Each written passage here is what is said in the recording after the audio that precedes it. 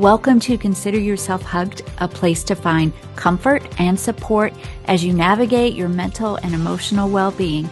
So sit back and relax, unless you're driving, and get ready for this week's hug.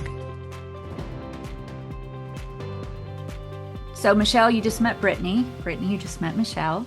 Yes. And for watchers and listeners, Brittney is my beautiful younger sister.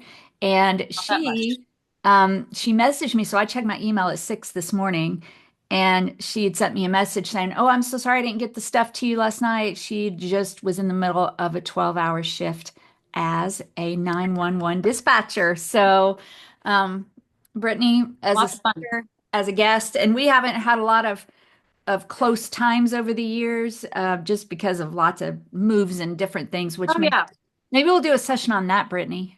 I think that would be wonderful. That's diving into a whole other realm of emotions and feelings and traumas and triggers and all that good stuff. But yes, I would love to. I think we would have a brilliant conversation and share some really enlightening things with each other, just getting to dive into things that we haven't, really ever got to discuss. And, just due to lifing and, I think so too. us being separated. But yes, that is an idea. I did want to say, yes, I looked at your podcast and I was flipping through there, and everything that you guys talk about is so relatable to me personally, and especially in my career field. I was so tickled that you guys did a podcast on compassion fatigue, because do you know that is probably one of the biggest, most talked about things in the 911 center when it comes to mental health for dispatchers and taking care of yourself and self-care and all that stuff, is how to overcome compassion fatigue. And I was like, maybe only dispatchers know about compassion fatigue, but no, I guess that's everybody can know about that. That's more people than us that have to deal with that. Well, but I didn't get to listen to it, but I'm sure it's amazing. But I just wanted to say I loved that. And well, do listen to it, because I think we're wonderful. And Michelle, I'm sure you are. We were just talking because, you're our final episode for this season, and it's a sort of a little teaser to when we come back next season. We want to talk more about the mental health resources that we refer people to all the time, but then we don't really dig into them. But Michelle and I were just talking before you came on. We have the whole off season to figure out what are we doing and where are we going and who are we trying to reach. And so thank you for telling us that. And I'm going to just go ahead and dive in and ask you a few questions, because Brittney and, all of us are on a limited schedule today. But the good thing about this is you can come back even about this. So, first of all, I don't even know, Brittney, what brought you to get to go into being a 911 dispatcher? Like, how did that happen? I think, so our dad, his dad, I believe the story was he was a French cop. A French cop was how I was always told. So I always kind of felt this draw growing up to law enforcement. I didn't really want to be an officer. I'm too ditzy and absent-minded. And if you cry, I'm not going to give you a ticket. And I definitely can't arrest somebody. I'll be like, "I'm really sorry. I didn't mean to interrupt your day, and please don't hate me." And I would just be a poor officer, I think.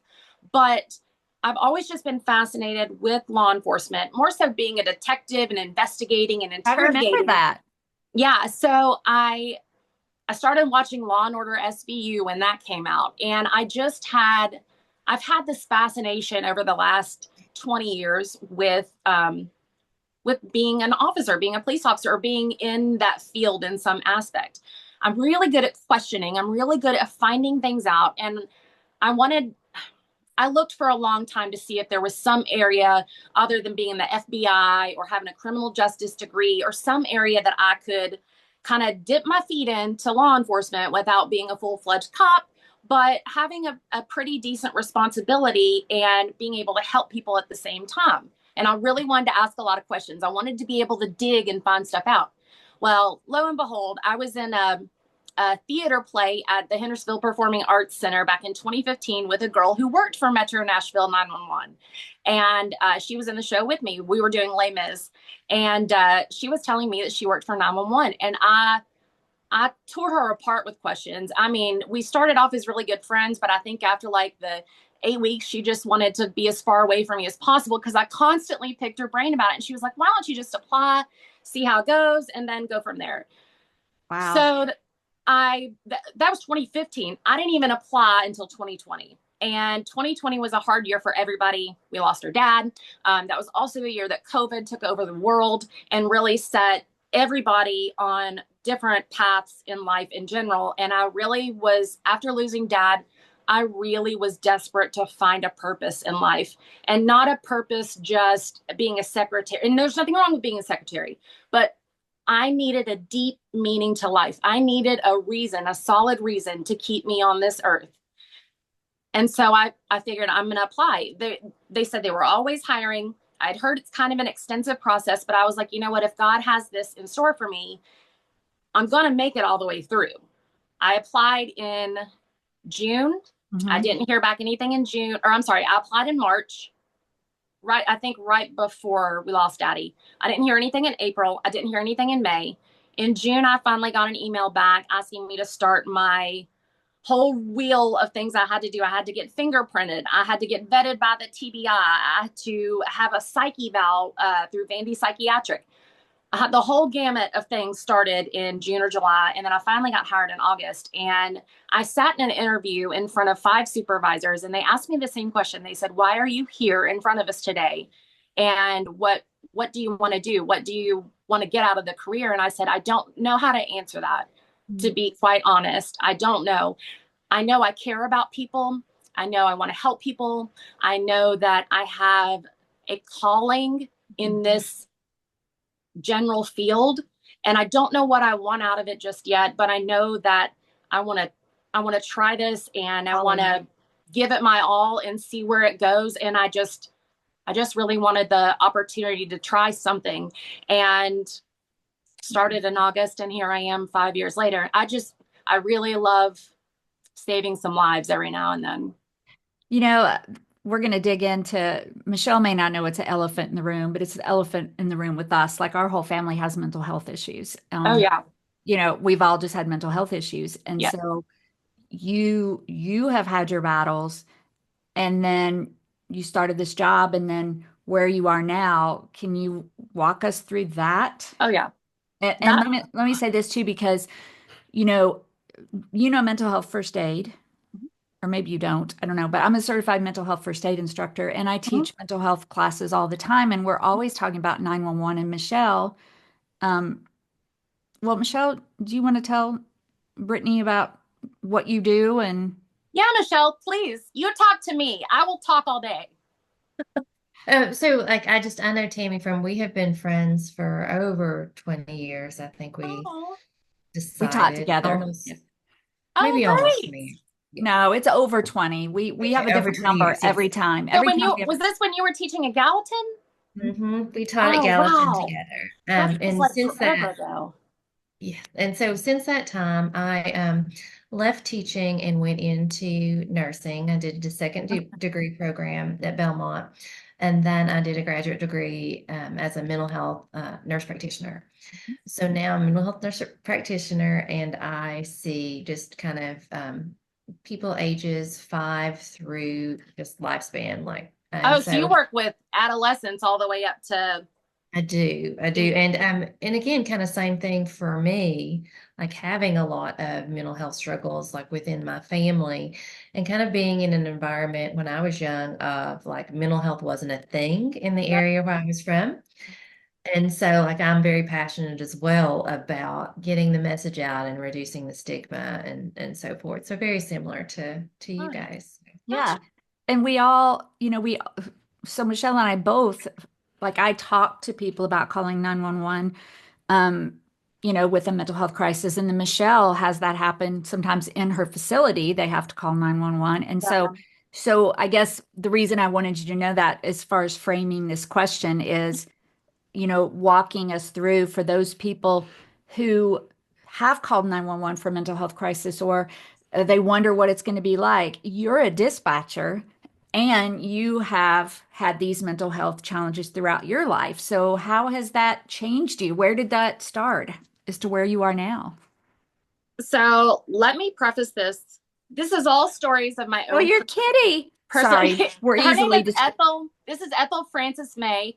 She is a holy terror. And of course, she's trying to get on the camera because nobody's paying attention to her. And she's going to try to ruin my life here any second. But No, yeah, she's that's we love, and if you're watching Ethel on Frances. YouTube, you're seeing it. If you're just listening, Brittany has an adorable cat in her background. Okay, anyway, squirrel Sorry. for cat. So That's all right. mental health. So these are all my personal stories. I'm not speaking on behalf of Metro Nashville Department of Emergency Communications. These are not their opinions or anything like that. These are all just my personal experiences, personal advice, personal stories. But I will also say that I think to be in a psychology field or to help others in mental health crises or that have mental health issues, it benefits to have mental health issues yourself. Now, some people say, well, that's counterproductive. I don't want to hear from someone that's going through mental health issues. I want somebody to treat me that doesn't experience this. No, you don't. You want someone who has been through what you're going through. I have currently right now, today, what time is it? 10:34 on March, whatever, 29th. I have high function anxiety, PTSD. I have severe depression. I have ADD and ADHD combined type on paper, and I'm severely depressed. I am functioning, but I still have a gamut of mental health issues. And I'm probably one of the better people that you could talk to when you need a friend, when you need advice, or when you have nowhere to turn and there's nobody else. You want somebody on your side listening to you that can empathize with what you're going through and can help you work through it. Being a psychologist. Let me interject though. Yeah. Are you being treated for these? I just have to, you brought it up, so I'm going to ask, I did. And by treatment, that means many different things. You don't have to say specifically, counseling, therapy, medication, self-help, all the things. Yes. So I have, since starting 911, my view of a lot of things have changed. My life has changed drastically. The sad part is I just have reclused a lot in the last 5 years. I've become kind of very shut off to the outside world because I know what happens out there. I hear what happens out there that the general public doesn't know anything about. And you know what? I'd rather it stay that way. I'd rather you and Michelle not have any idea about the last 12 hours of things that I heard and know what's going on. I'd rather you guys. Michelle. Well, I mean, she's got to deal with that. Yeah. You both have to deal with, difficult stuff, but like the really bad and the really evil stuff. And so my aunt, she's now retired, but she was a 911 dispatcher for Cincinnati, and she said the exact same thing, that it just changes your perspective of the world. And she was very, like, when we were out, she was very like, don't go too far, don't walk there. And so, and that was why, because just exactly like you explained, she heard what the rest of us don't hear. And it's like when people ask me, oh, what's the worst call you've taken? And what's a typical day? You don't want to know. Honestly, you don't want to know. And I'd rather not tell you. Like when I'm around friends and family, I don't like to talk a lot about what I do. I'd rather us talk about happy things that are fun and exciting and make people happy. I don't want to bring everybody down with, I just spent 5 minutes doing CPR, trying to get a 70-year-old lady to do CPR on her 80-year-old husband, but she couldn't even get him out of the bed, or the mother that found her son hanging in his room, or the suicidal caller that talked to me for 25 minutes who was on KVB bridge and told me he was going to jump. I don't want to talk to you about all that, because what good does that do? I know there's a fascination in sharing stories like that, but I feel like that is just, it pulls people down, and really it's just a lot of negative. So that does impact my mental health over the last few years. And circling back around to what I was saying about treatment, I don't want to go anywhere other than where I absolutely have to go after work. And now that I'm on night shift, I get off at 6:30 in the morning. that means hopefully straight home. I'll go by the gas station if I need to, or pick up Ethel, Francis litter and food or whatever, but I don't want to go anywhere else. I don't want to go to a doctor's appointment. I don't want to do anything like that. I just want to go home and disconnect and shut off from the world. So I do online therapy like once a month. I should do more. I am being low grade medicated for the depression. And by the way, only share what you're comfortable with. Oh, I'm fine. Okay. I'm fine. Okay. I'm an open book. I feel like, you know what? Oh, me too, but I don't have anything that I'm ashamed of. I know there's somebody out there that's going to go, wow, I felt like I was the only one who was hiding this and not dealing with this. And I don't talk about it to anybody, but at least I know that there's somebody else out there that understands or knows what I'm going. You know what I mean? Well, can I ask you this too, though? Because of the job that you do, and of course you brought up compassion fatigue and all these terrible things you have to hear, what is in place for you as a 911 dispatcher to help you with this?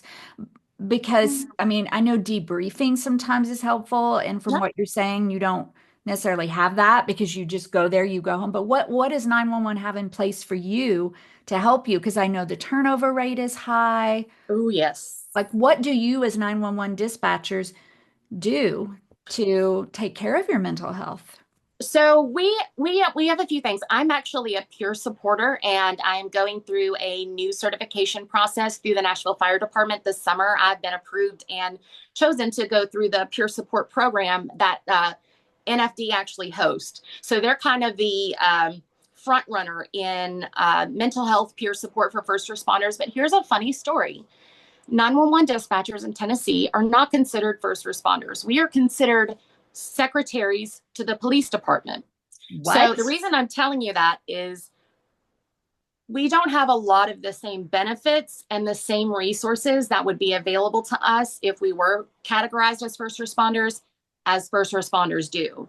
But so you are first responder. I know. We love to say that. We really are on scene first. So I have a good friend, Tracy Eldridge, who founded a 911 organization called On Scene First. We are the first people there. We're not there physically, but we are the first ones. I mean, now with the evolution of technology, we have it to where I can send if you're calling in on 911 or even on 862-8600 non-emergency line, it's the police department line. It's not the non-emergency line. It's the police department line. Either line you call on, I can send a link to your phone, and all you have to do is tap that link, and you can show me live footage of whatever you're looking at. I can see what you're seeing. Instead of asking you a bajillion trillion questions and making you angry, I can just send you a link and you let me see everything.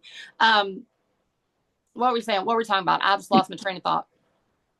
Oh, I don't know, but you're like me, but on like a bigger, like Michelle isn't she's more like me, but on like like I don't know what word I want to use, but I was just asking what was in place for you. Resources.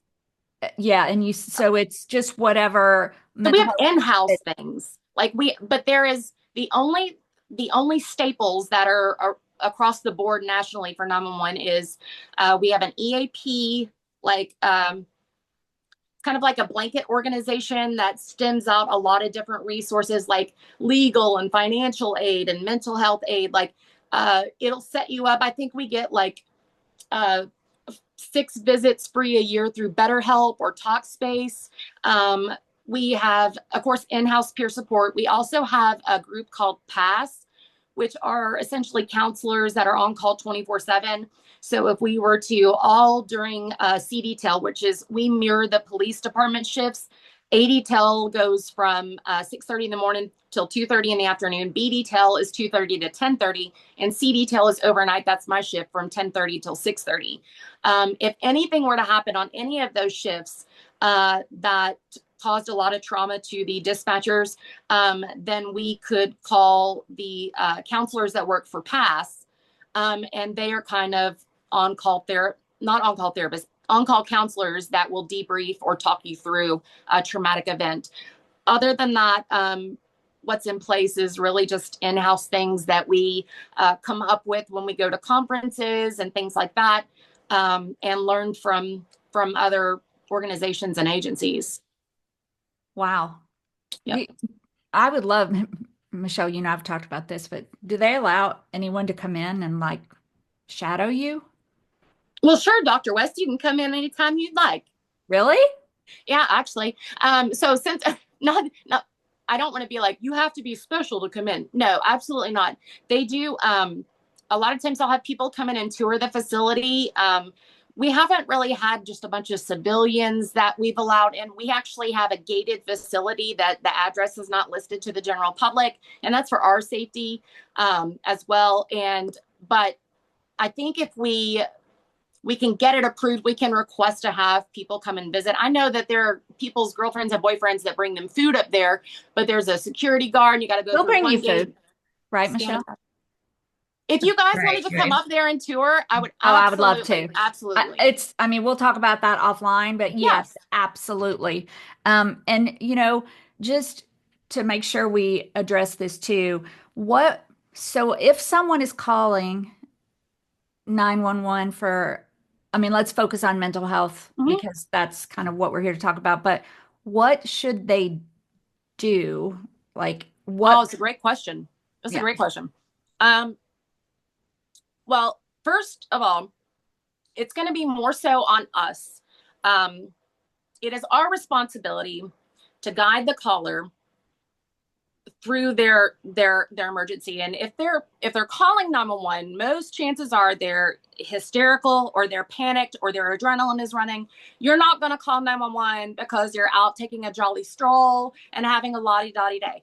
You're calling 911 because you're having some sort of crisis, and mental health crises are very, very difficult because you're mixing whatever traumatic event they're going through on top of some mental health disorders, schizophrenia, dementia, child colors.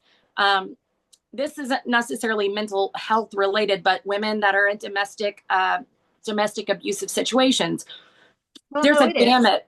Yeah. There's a gamut of things that people call in dealing with. And our job is to, in the first probably 10 to 15 seconds, decide what's going on with you and how we're going to start diffusing it and getting you to the answers we need as quickly as we can, at the same time trying to de-escalate their excitement or their hysteria or their whatever it is. So I guess your address, just know where you're at. If you'll tell me where you're at, I'll walk you through the rest and it'll be a breeze. I think this is just a general thing. If you're going to call into 911, please, the most important information, especially if you're having a mental health crisis, we want to get help to you just as fast as we possibly can. And panic and hysteria and things like that will overtake the brain. And then you start fogging out. And then, you forget your name. A lot of people who are in mental health crisis that call 911, I'll ask, okay, can you give me your first and last name? And they'll pause and they'll stutter. And we realize, obviously, their brain is being hijacked by all of what's going on. And then I'll say, it's all right. You just take a slow, deep breath and then just give me your first and last name. Repeat your address for me. And trying to just talk them through it, but know your address. Try to just give me a little bit about what's going on, But I definitely need to know where you're at and what's going on. And then I can do the rest of it for you. So one of the things in mental health first aid, we're teaching people to recognize mental health challenges in other people. And then there's always the underlying question that people usually they don't ask, or they'll ask anyway, it doesn't matter. That is when if I call 911 and they come and pick this person up, will they hate me forever? And also the fact that, let's say that I call for someone who seems to be having suicidal thoughts, and then I call 911 and they pick them up and they put them in handcuffs or something like that. Like, So what recommendations do you have for someone calling 911 about someone else? don't ever hesitate to call 911. If you think that someone's life is in danger, you think that a big question we ask is people who are calling in, just like you're talking about, is do you feel like they're a harm to themselves or others? And if you answer that question with yes, I feel like they're either going to harm themselves or other people, you're doing the right thing. You cannot predict the future. We're not asking you to predict the future. One thing you don't need to do is worry about what the future outcome of the situation is. A lot of people get hung up on, well, I don't want so and so to know I called her. I don't I want want so them and to so be to. mad at me. Yes, they're going to be. I don't want my sister to know I called. She's going to be mad at me. And I'm like, look, we'd rather have your sister alive and here and well and mad and get over it than something to happen. So you're doing the right thing. You're doing the best thing for them by looking out for them. I'll tell you, the police are not going to show up at someone's house on what we call a welfare check, which is what you're essentially describing. It's when someone calls in on behalf of someone else and says, I think they may be suicidal. I think they may be having a mental health crisis, or they're having a mental breakdown. I just want you guys to go check. We will send medical response, and we will also send the police department. In no case ever in my 5 years have the police gone to a welfare check and put somebody in handcuffs for having a mental health crisis.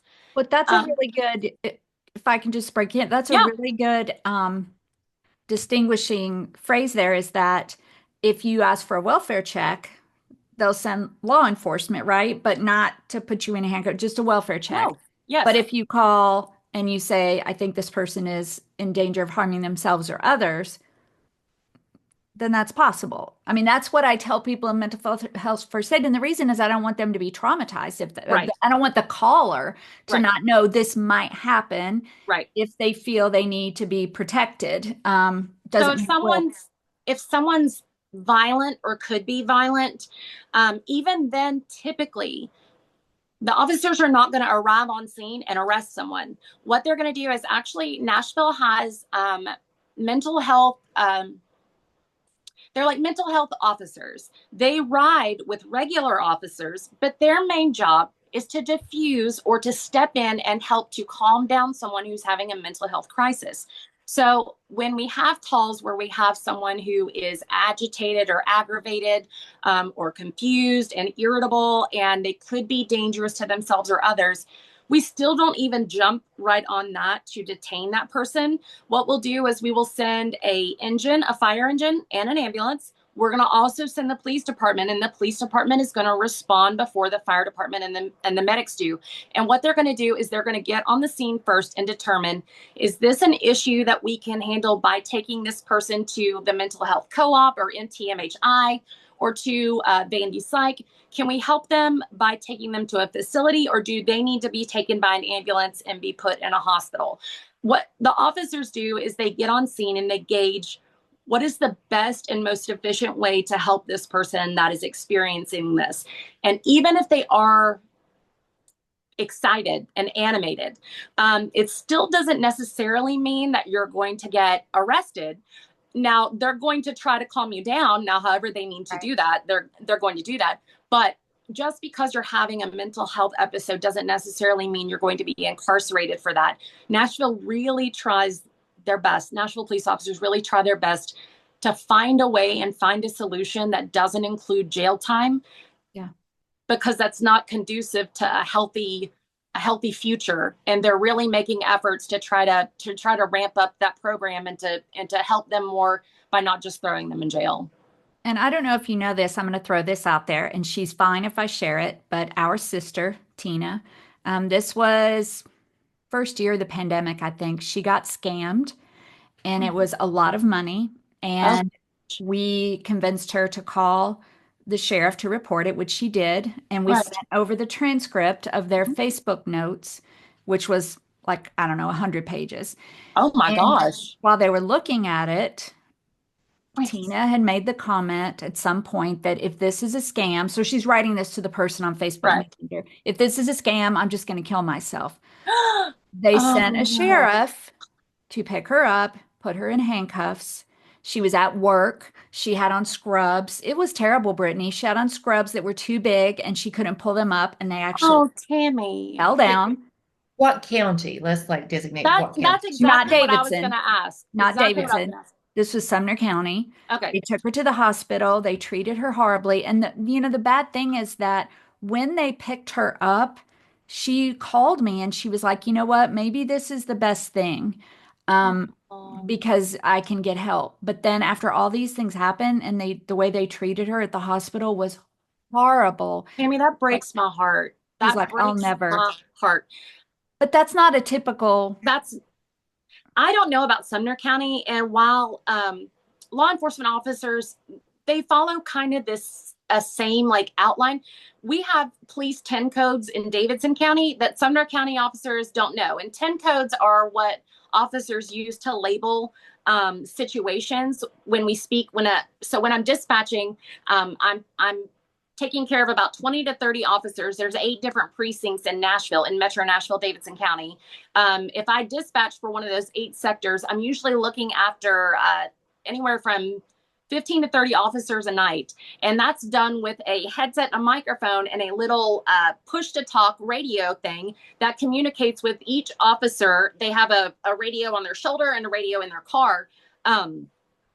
But 10 codes are how we label things over the radio so that people can't bust into the radio channels and understand everything that we're saying.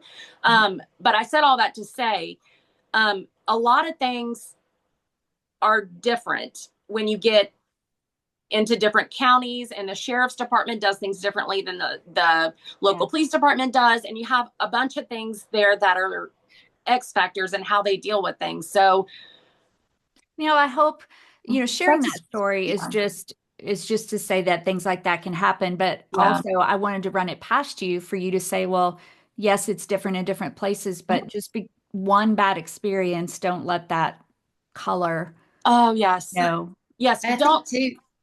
I'm sorry, go ahead. I was just going to say, I think too, because I have seen, and not in Davidson County, I've seen like it be used handcuffs, which I know is not a great alternative. But if they were taking the person to the hospital, but they were afraid they were going to injure themselves on the way to the hospital, right? They were going to try to jump out of the car. I've seen it kind of used in that case to try to assure safety as a safety issue. Yeah. So. Yeah.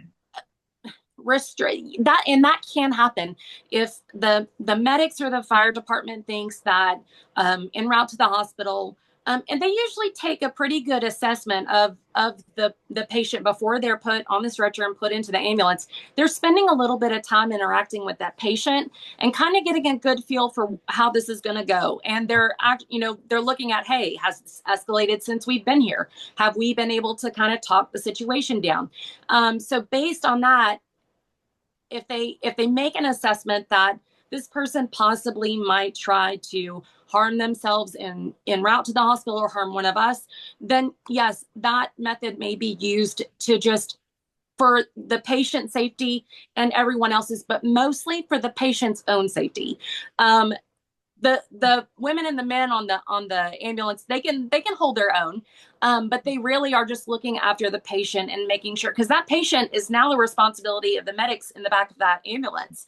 So they are making sure that they're doing whatever they need to do to successfully transport a patient from point A to point B, which is their job. So while that does sometimes include handcuffs, I don't necessarily think it's a bad thing sometimes, and it's sometimes necessary, but it's not what they want. Yes. It's not what they want, but if it will keep you safe, yes, for a short period of time, they might have to do that.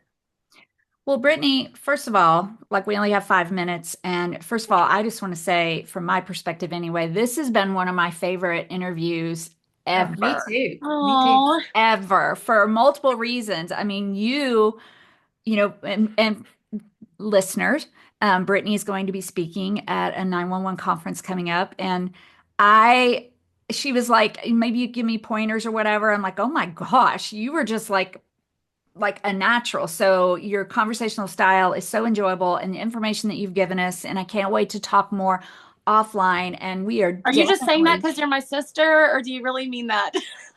Have I ever said that? Means that, because I thought the same thing, and I'm not your sister. So thank you. And have I ever said that before about a guest? No. I mean, our guests have been amazing over the years. We actually haven't done guests this season. Wow. It's just the two of us. You're our only guest. So there was that. But then as we finish up, I guess just give us a little glimpse into like your future. I mean, I'm assuming the turnover rate is pretty high. Do you feel like this is something that you're I mean, that's a terrible question to ask. Like if people that are work, No. Brittany staying, is she thinking about leaving? No, and I'm very open about how I feel, and of course, I think everybody in any long-term career setting, you go through phases, especially if you're facing burnout or compassion fatigue, or things like that. You hit the wall. You're working more than 40 hours a week, and you don't get any days. All that stuff combined. You hit different points in your career where you're like, I gotta find something else. I've got to find something else. And I will tell you, there have been more times than not where I've said, I just desperately want to live a normal life again. I just desperately want to work an 8 to 5. I just want to have an evening off and weekends off. And I don't think that's for me anymore. I think that I've evolved into just a different person in general. And while I do love helping people, and I'll always love helping people. And what's funny is Michelle said she went to nursing school at Belmont. Before I applied to be a 911 dispatcher, I really thought long and hard for a very long time about being a nurse. And I'll tell you what stopped me: bedpans. And I was done. I can't do it. I don't know if you remember, I went to nursing school for a semester and it was like, I don't want to take care of sick people. So, yeah. No, yeah. it's not in any way. We're better on the talking part. But no, I do have a desire to be a psychologist, and I'll be 41 at the end of April 25th. And I have, for the last few years, I have really felt a big pull to further my education and to dive into some sort of life counseling or something like that. This is going to be a big, huge deal, me speaking at the ABCO conference in July. That's another story. But I'll be the title of my session that got chosen was Psychology 101, How to Talk to Callers in Crisis. So if I can, you're great. Figure that out and start there, then I would love to pursue the psychology avenue. And I think you need to pursue a speaking career, but anyway, we can talk about that later. Okay. So, I'll take your advice too, sister. You've been it's just been riveting, and I wish we had more time. Just so, listener, watcher, big tech issues. So yes. Big tech issues in the beginning. But Brittney will be back with us. So I'm just Michelle, do you have any other questions before we wrap it up? I just want to say thank you so much for coming and speaking with us.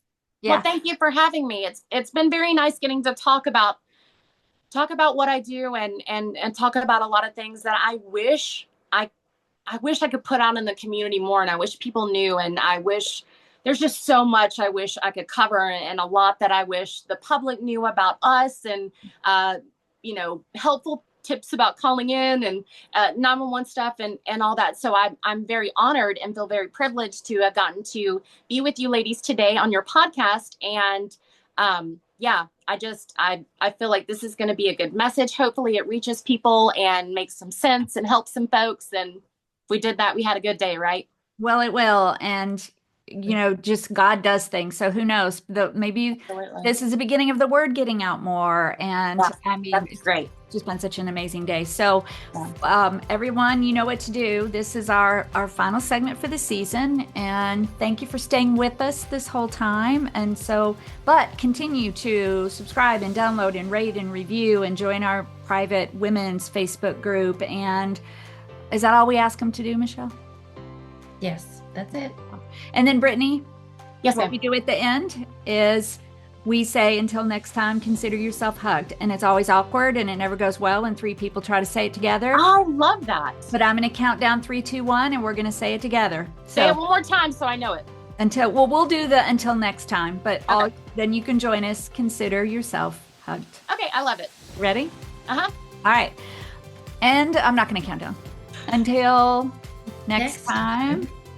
Consider yourself hugged. Hugged. Yay!